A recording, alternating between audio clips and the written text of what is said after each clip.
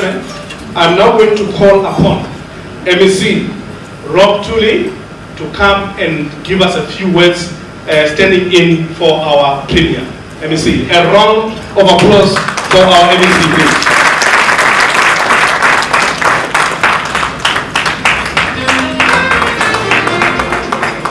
Good evening, ladies and gentlemen, and the BBCBE leadership here today, the Executive Mayor of Bulawani, and invited guests, and the business fraternity that is here today. Ladies and gentlemen, thank you very much for this opportunity and program, your generous introduction, and also the invite to officiate at the Limpopo Construction Excellence Award.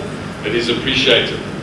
It is indeed a rare occasion that you find government being invited to participate in awards of this nature. We are actually very privileged that tonight is not only a night to eat and dine, but we recognize and award excellence in the build industry.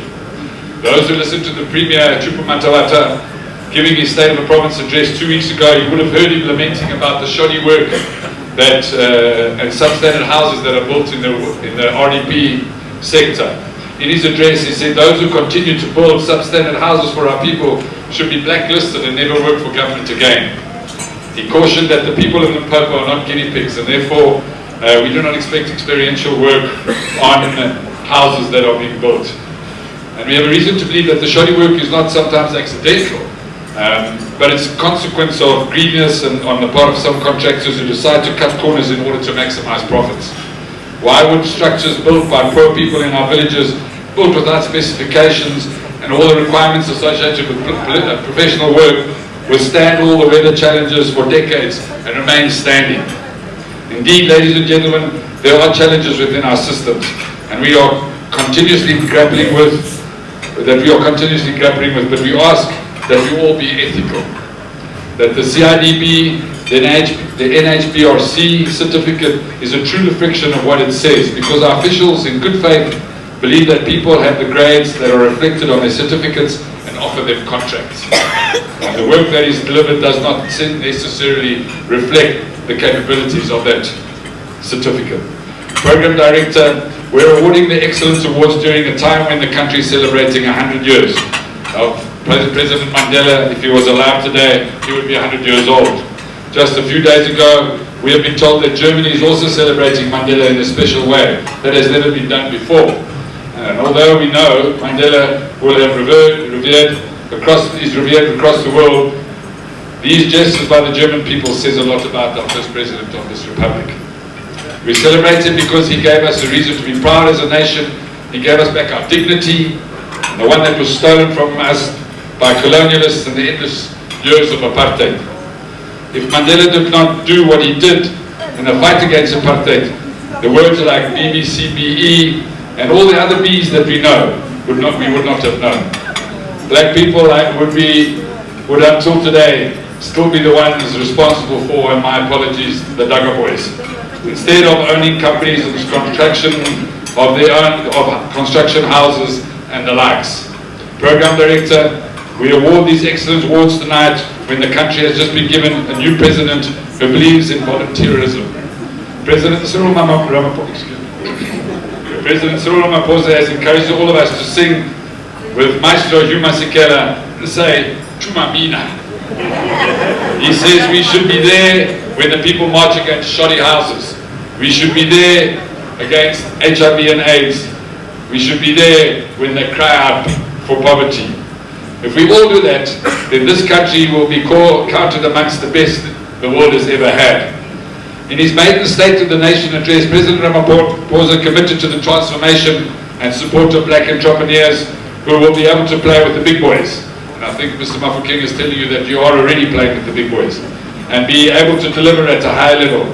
He went on to commit to investing in the development of townships and rural enterprises.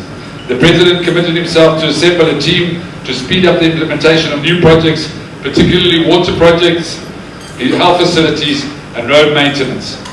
As a province, we have set aside 5.3 billion rand for infrastructure development in the 2018-2019 financial year. We request that our professionals also do their work in terms of the Division of Revenue Act like reporting on the jobs created by projects that we undertake, because there are incentive grants that accrue if this is done. Sometimes people do not do this because they hire undocumented individuals.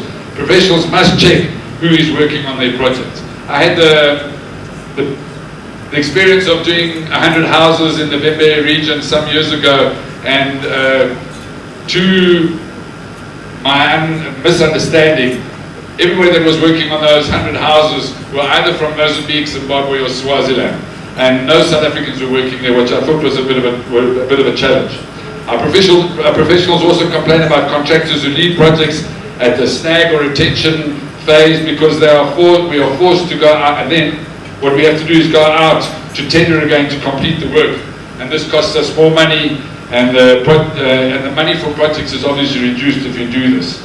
The logic here is that if we're ethical, we will have more money for projects, because the reporting will release the incentive grants, while the completion of projects will release more money to do more build work. Program Director, be that as it may, Limpopo is proud that tonight we are celebrating excellence and those that are changing the face of the province. We are awarding these awards on a day that women all over the world are celebrating, and I see all the women that are here tonight are beautiful, and we can only be proud of very much. And these are the women. Here in Limpopo, just across the road, we spent a day at Nirvana Hall reminding each other of the glorious daughters of our soil, like Mama Albertina Sisulu, who would have also been 100 years old this year, if she was still alive. Mama Albertina Sisulu represents a few women amongst those in the construction industry whose toils against all odds make a difference. These are the women that fight prejudice and exclusion just because somebody thinks this is a male-only industry. I hope tonight that we will prove these doubting Thomases wrong with more women receiving awards and being acknowledged. Program Director, in his State of a Province address, our Premier Chupo Matavata echoed President Ramaphosa's sentiments when he said, part of our support to small businesses and cooperatives is to ensure that the invoices in all spheres of government are paid on time and without undue delay. This is also in line with the Minister of Finance's pronouncement in his budget appropriation bill just a few weeks ago. What we've done in Limpopo is that we're engaging in Stat South Africa for a system where when you submit your invoice, you will get a reference number, and you'll be able to follow this reference number on the internet to see how far it goes and when you will be paid. And we'll be following this up as Treasury consistently. Premier Matavata indicated in that speech. So for us it's very important. If we want to transform this economy and make sure that this economy does indeed replicate what we are as South Africans, we have to pay in time. Our challenges that we have is in the Department of Health and the Department of Education. The Department of Health sits with some invoices, not some, many invoices over 120 days, and we really can't do that. It's in contravention of the Public Finance Management Act, it's in contravention of good business, and we have to sort that out. We as government have got money not to save it, we have got money so we can spend it and improve the quality of people's lives on the ground. So by the end of December last year, we had complied by 96%. That's all the departments in the province except, as I mentioned, health and education. And we are now focusing on health and education to make sure that we can improve that. The cooperation of the business community as a whole will be of utmost importance in this regard. You have to tell us if you're not getting paid. I have had some contractors come and visit me in my office, and we've immediately followed those up. And my office is open in that regard. If you have a challenge with payments, please come and see me. But if you are not giving us appropriate work, don't come and see me. Program Director, corruption remains a challenge, as we alluded to earlier in this presentation. The government encourages you to use the Premier's hotline to report any incident you come across. President Ramaphosa has indicated that the Commission of Inquiry into State Capture, which we saw today with the judge talking about who's going to be there, etc. And recently there have been different inquiries in Parliament and elsewhere. I see a number of people are sick. But be that as it may. He also urged professional bodies and regulatory authorities, including you, to act against the members who are found to have acted improperly and unethically. And he said, and I'll quote what the President said, we should fight corruption, fraud and collusion in the private sector with the same purpose and intensity. We must remember that every time someone receives a bribe, there is someone who's prepared to pay it. Program Director, ladies and gentlemen, tonight is for recipients of awards and not long speeches.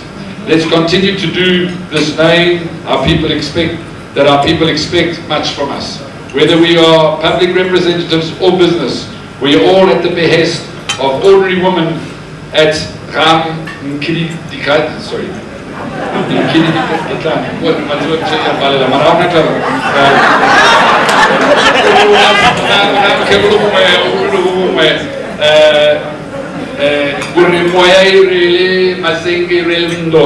and that is our responsibility, all of us that are sitting here, if we can assist those people.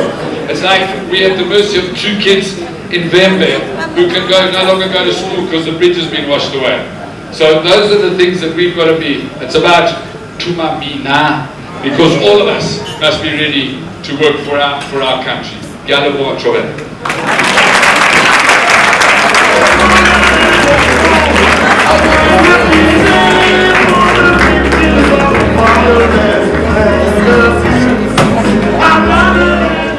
A warm round of applause for our MEC, ladies and gentlemen.